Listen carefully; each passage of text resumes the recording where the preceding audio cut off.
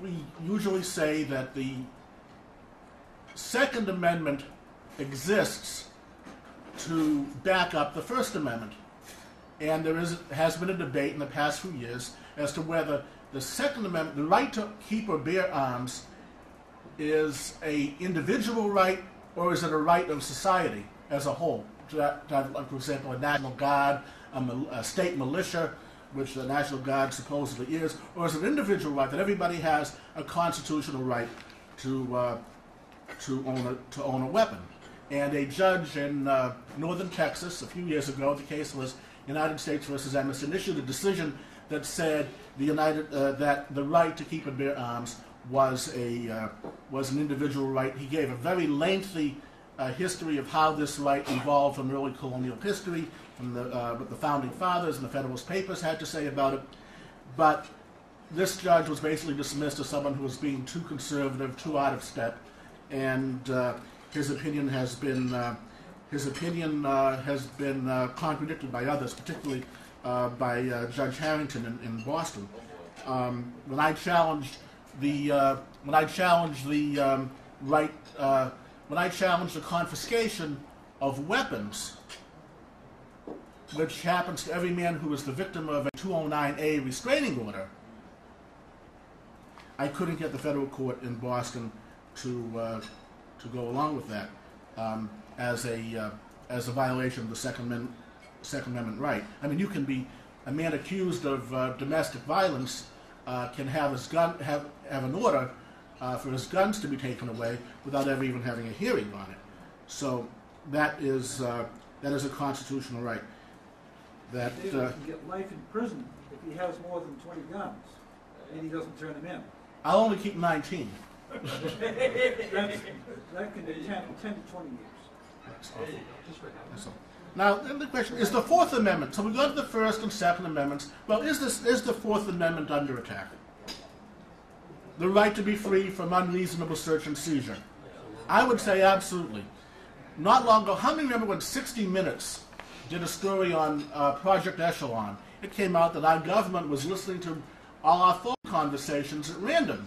They didn't say that our government itself was doing it. Our government was one of 5 countries that had banded together in this Project Echelon, where they would let, like, for example, the Canadians and New Zealanders listen to our conversations, we'd listen to theirs, and they'd swap the data.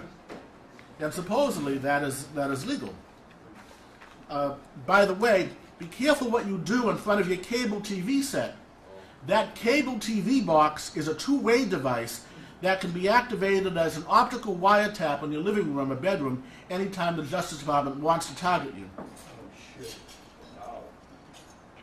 Then there is the Eighth Amendment. You think you have the right to be free from cruel and unusual punishment if you're ever unlucky enough to be sent off to prison? Just don't get sick there.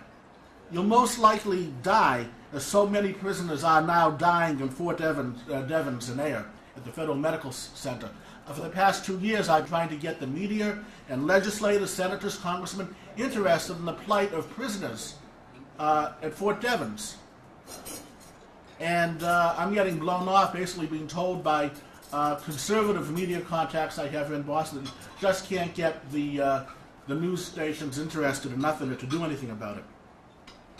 I want to talk also about abortion. I don't really have any great theological views on the subject as Mayor Flynn did, but I certainly have a constitutional view about abortion. The essential element of due process is notice, a hearing, an opportunity to be heard. The unborn have none of that when they are aborted. In other words, abortion is a violation of due process. And in fact, the biggest civil rights violation going on since slavery.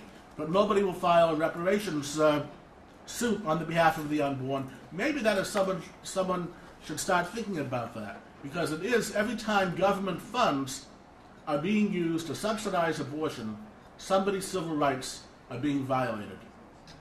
that argument could very well be made.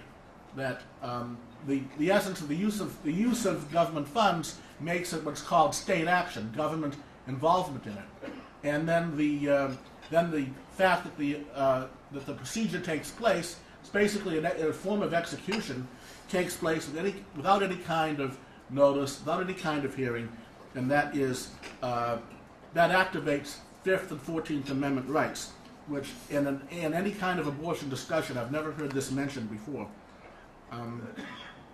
In day-to-day involvement with the courts, there is widespread dissatisfaction among the vast majority of the public. There is a saying that a judge can hurt you, but a clerk can kill you.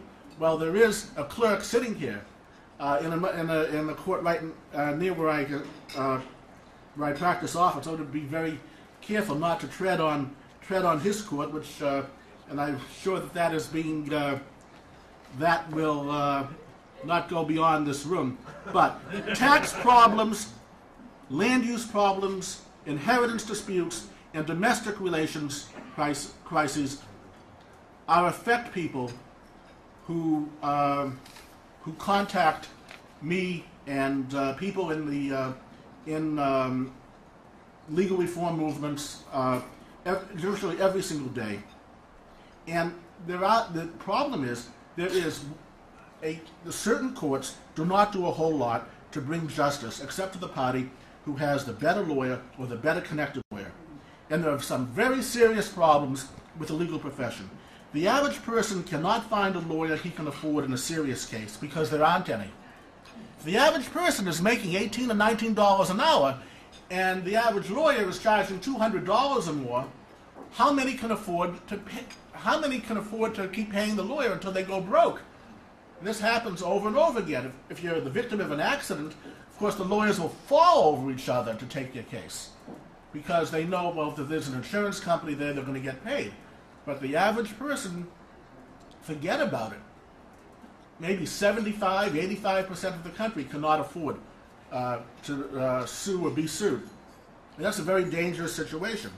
And lawyers will only do so much against bad judges and bad government because the lawyers get intimidated and harassed. For example, remember an independent candidate, Barbara Johnson? Not long ago, she was running for governor. She criticized the courts, and she's in hot water. Last time I heard, she was in some very hot water with the bar. She had criticized the family court system for discriminating against men, as I have done, and someone is out to get her. And this is a tragic thing when this happens to a lawyer. It happened to me. I went after the family court in Dedham.